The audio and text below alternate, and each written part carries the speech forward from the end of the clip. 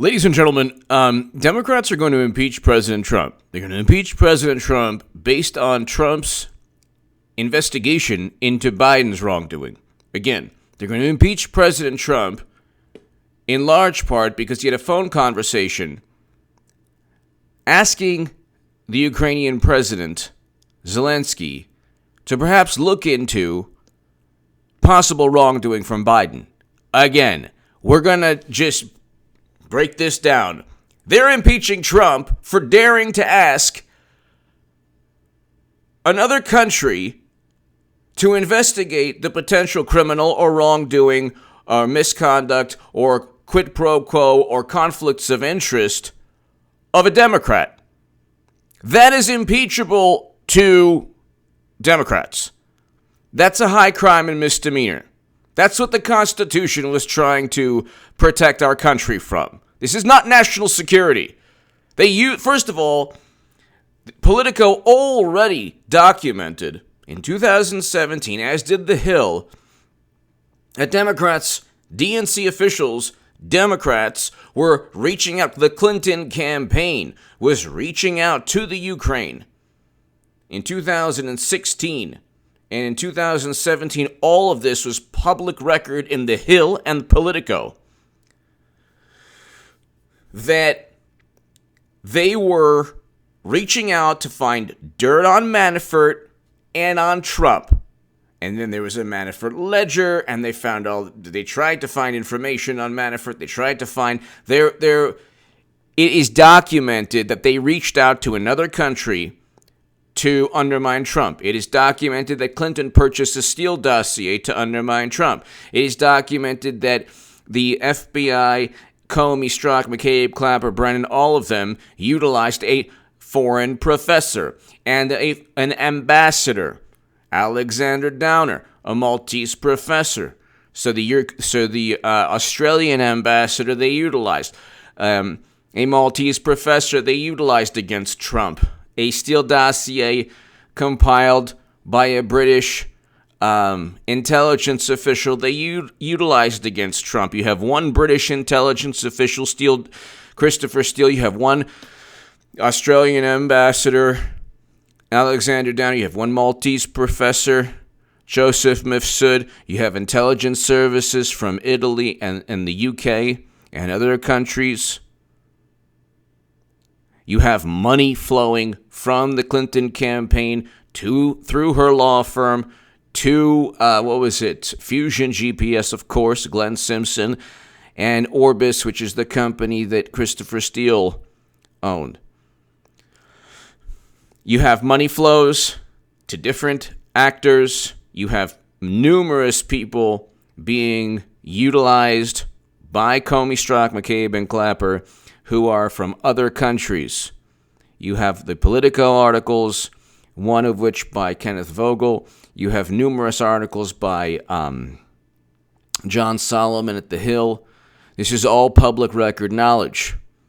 And then you have, it's kind of hilarious because you have like the Intercept. I have no clue why the Intercept is constantly trying to push the narrative that Biden is guilt-free, conflict of interest-free, and there was no reason why anyone should be worried that he forced another country to fire a prosecutor. It doesn't really matter if the Intercept did a report or any publication does a report and saying, well, Biden was perfectly justified to force another country to let go of their prosecutor. The prosecutor happened to be looking at a company, a corporation, that was giving money to Biden's son. That in and of itself is a conflict of interest.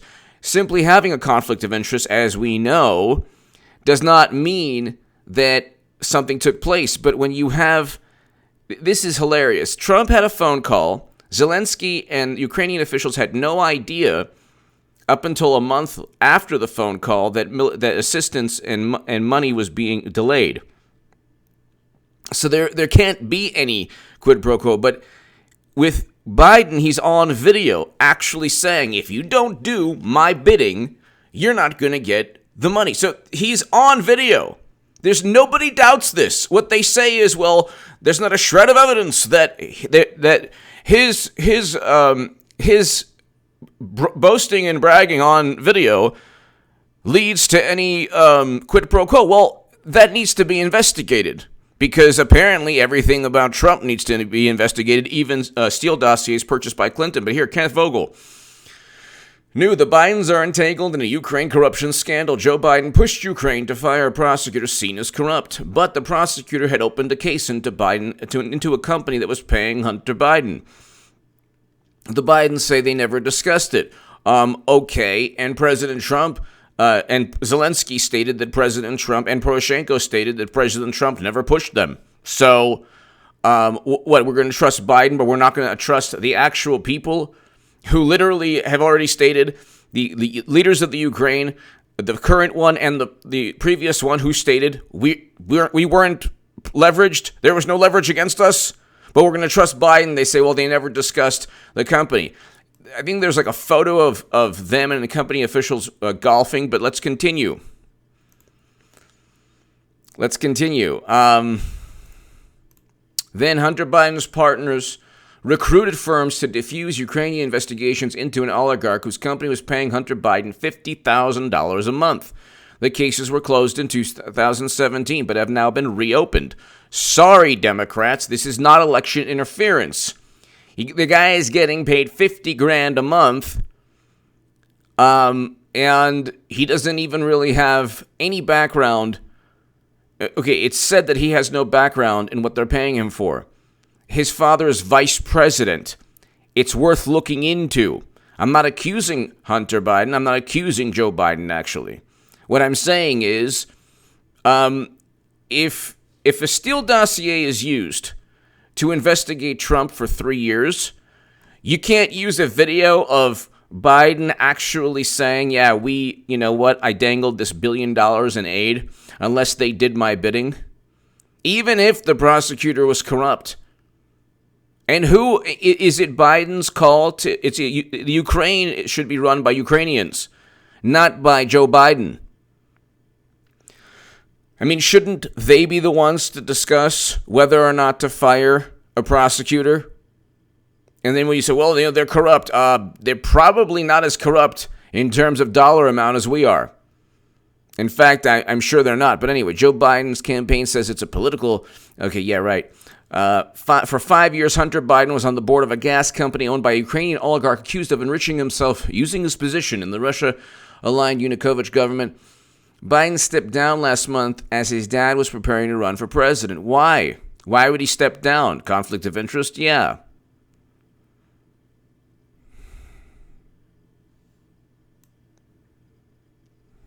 So, backstory. We started investigating the intersection of Joe Biden, Hunter Biden in Ukraine well before Rudy Giuliani seized on it. So, it wasn't just because of Rudy Giuliani. New York Times first revealed the issue in 2015. And today's story reveals Obama administration officials were concerned about the conflict. Joe Biden, his son, and the case against the Ukrainian oligarch. December 8th, 2015. James Risen.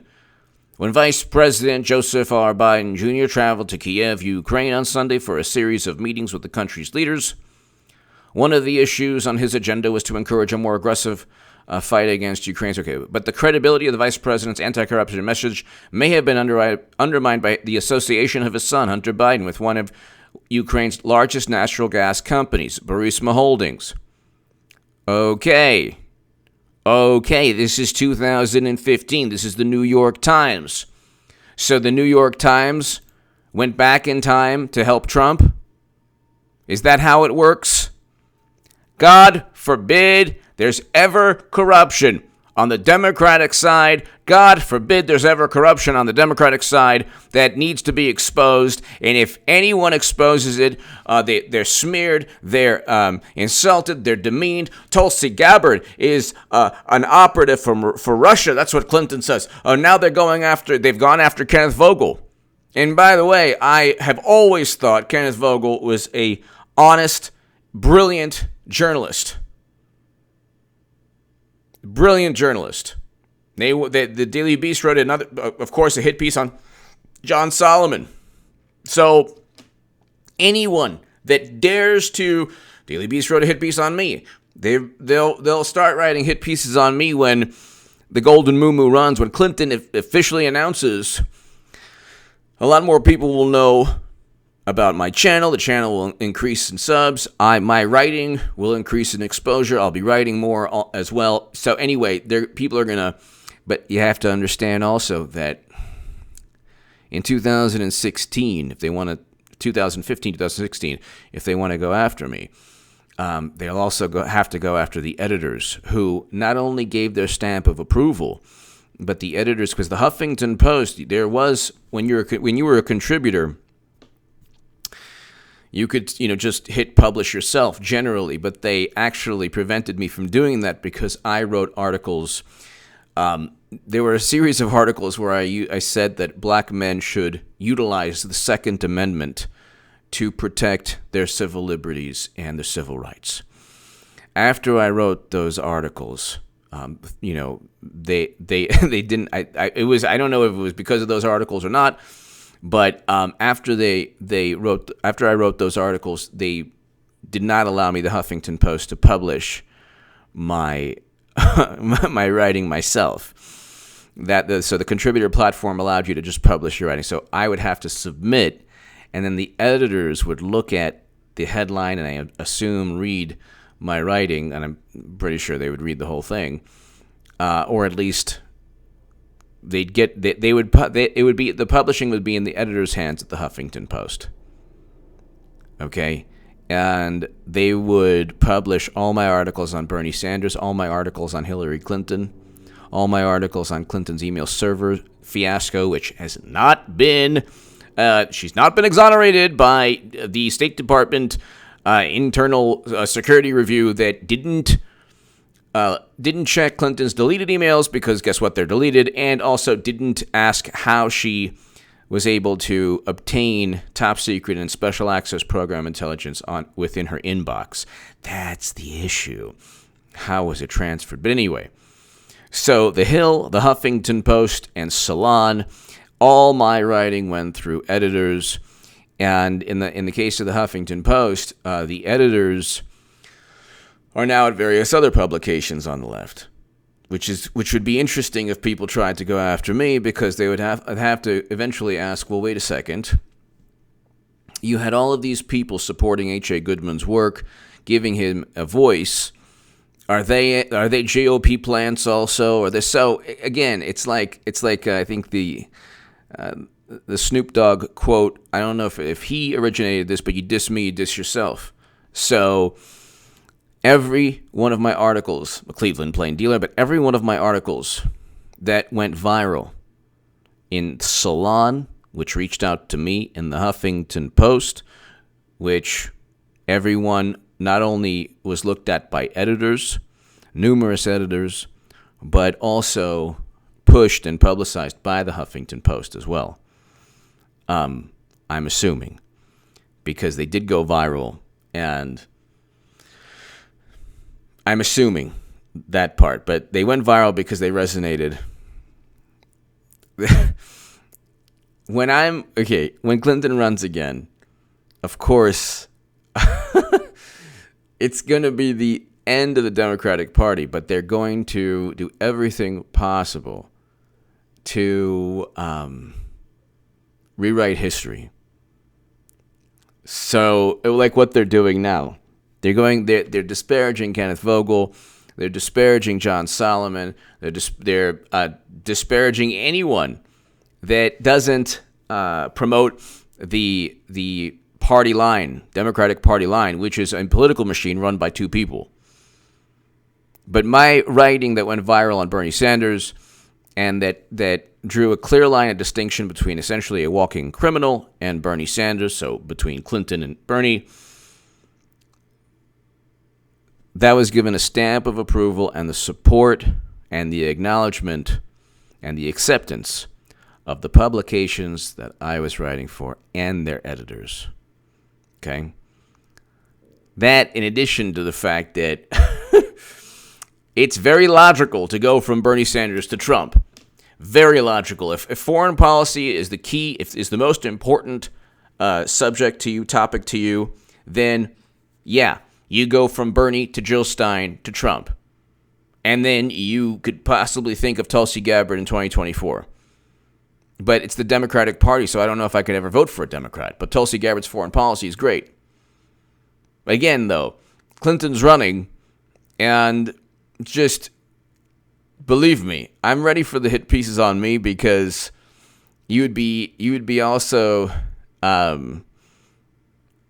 whatever. They'd be undermining themselves more than ever, because look, in 2015, I wrote in the Huffington Post, Clinton is unelectable. That is completely irrelevant, by the way. I learned that. I said she would lose to Trump. I was right. This will be the second election where I'll be right again. Clinton's going to lose again to Trump. They don't care.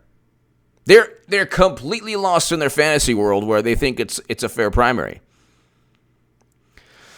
So perhaps one of the reasons that my writing in The Hill, The Huffington Post, and Salon was given a stamp of approval by numerous editors and by the publications themselves is because I was right. Maybe my vantage point, or my reasoning, my logic, my writing, maybe I was on point. Maybe I knew what I was talking about. I said Clinton could not win. She didn't win in 2020. She lost to Trump. I said that in The Hill and the Huffington Post and Salon. The articles are below in the pinned comment. In 2017, I said Clinton 2020 is a reality. Get ready for 8 years of Trump. Nobody listened. Thank God Trump is president. He's a very, very good president. Now, Democrats are going to have to come to terms with, the entire left is going to have to come to terms with, they've been living in a fantasy world. When they lose again to Trump, it's just a matter of what they do, how many people they try to hurt, how they try to manipulate everything. See, they have turned Joe Biden's potential corruption into corruption on Trump's part, because Trump had the audacity to ask another country to investigate the wrongdoing that was actually taking place and an issue in 2015 under President Obama's administration, where even President Obama's administration and the Clinton campaign said, hey, Joe, you can't really run on this. This is going to be an issue for you. But it's Trump's fault for even bringing it up, because he's working with another country to interfere in the election. But everything else that takes, like, how much interference can Democrats? They cheated Bernie Sanders. They reached out to the Ukraine, to foreign officials and diplomats and ex-intelligence officials and academics.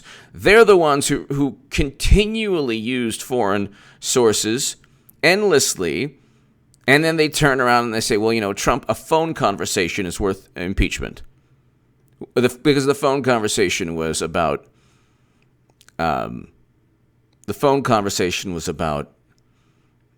Biden's wrongdoing, and Biden is a political opponent. He's the one Trump fears. Like, no, he doesn't. You think Trump cares about Biden, of all people? Biden is losing money. Why do you think in 2017 I wrote in the Huffington Post that Clinton 2020 is a reality, get ready for 8 years of Trump? Because they have nobody. So when Nate Silver today says, they're so clueless, why don't they just try to rehabilitate? Nate Silver said they should try to rehabilitate Cory Booker. What does that even mean? And then you say, well, I like Amy Klobuchar. Okay. You couldn't, if Amy Klobuchar was speaking at the local library, you couldn't even get 10 people to hear her speak.